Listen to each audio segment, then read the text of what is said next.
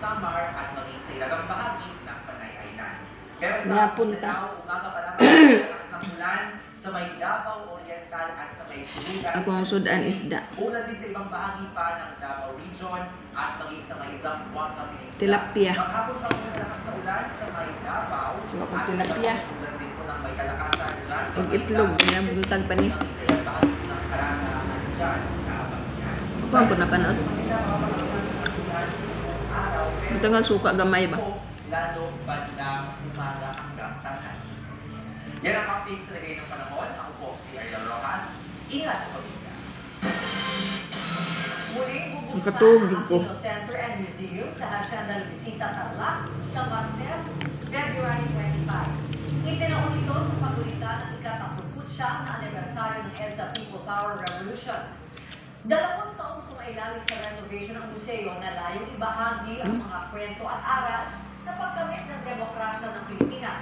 Ilulunsad din ang photobook na Pinoy, Filipino. Tampok ang mga larawan at kwento ng pamamalakad ni dating Pangulo Benigno Noynoy Aquino III. Bago naman ang reopening ng museo, isang event ang itinaos ngayong araw na nagbalik tanaw sa mga kontribusyon nila dating Senator Benigno Aquino Jr. at mga dating Pangulong Corazon at Noynoy Aquino. Maganda na para pagpapaalala sa ating mga kababayan na nagawa po Pinoy and Boy, and then also si Pinoy. At saka mabuti na ngayon kasama na si Pinoy. Para di siya ganyan na marigilya na dito na rin.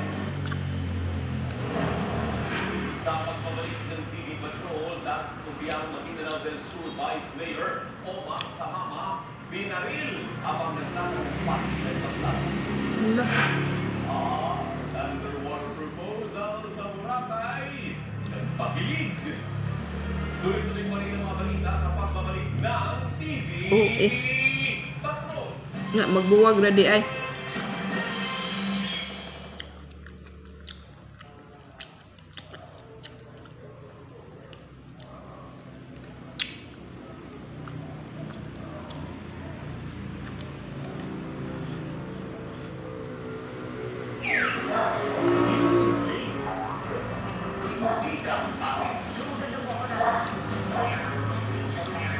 Simple lang ang life.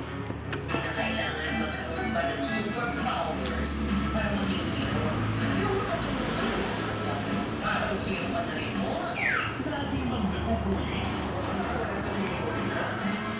Siya naman ang choice.